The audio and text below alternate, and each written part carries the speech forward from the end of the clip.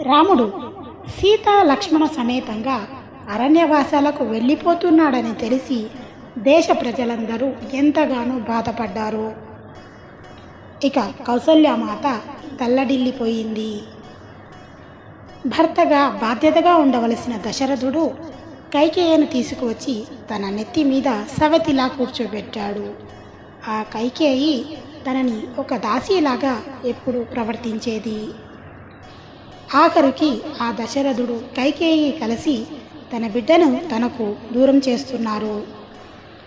ఇక జీవితంలో ఏ సంతోషం కోసం తాను రాణివాసంలో ఉండాలి, అందుకే తాను కూడా రాముడితో పాటు అరణ్యాలకు వెళ్ళిపోతానంటూ విలపించింది. ఇక దశరథ మహారాజు దేవత లాంటి భార్య కౌసల్య ఉండగా కైకేయిని వివాహమాడినందుకు తాను చేసిన తప్పేంటో తెలుసుకున్నాడు. సీతారామ లక్ష్మణ ప్రయాణం మొదలయ్యింది. దశరథుడి ఆజ్ఞ మేరకు సుమంత్రుడు రామ లక్ష్మణ సీతాదేవిలను రథంపై తీసుకుని వెళ్ళి కోసల దేశపు సరిహద్దుల వరకు విడిచి వచ్చాడు. ఆ రథం వెళుతూ ఉంటే వేలాది మందిగా ప్రజలు ఆ రథాన్ని వెంబడించారు. కోసల దేశపు సరిహద్దులు దాటిన తర్వాత గుహుడు రాముడిని కలిసి ఎంతో ప్రేమతో ఆయనను సేవించుకున్నాడు. రాముడి ఆజ్ఞ మేరకు గుహుడు తన పడవలో సీతారామ లక్ష్మణులను నది దాటించాడు. ఆ తరువాత సీతారామ లక్ష్మణులు చాలా దూరం ప్రయాణించి వాల్మీకి ఆశ్రమం చేరుకున్నారు. అక్కడ ఆశ్రమంలో లక్ష్మణుడు వారందరూ కలిసి ఉండటానికి ఒక అందమైన చిన్న కుటీరాన్ని ఏర్పాటు చేశాడు. బహుశా మీలో చాలామందికి తెలిసే ఉంటుంది. మనం శ్రీరాముడు అరణ్యవాసంలో నివాసమున్న కుటీరం మన భద్రాచలం అడవులలో అని మన నమ్మకం.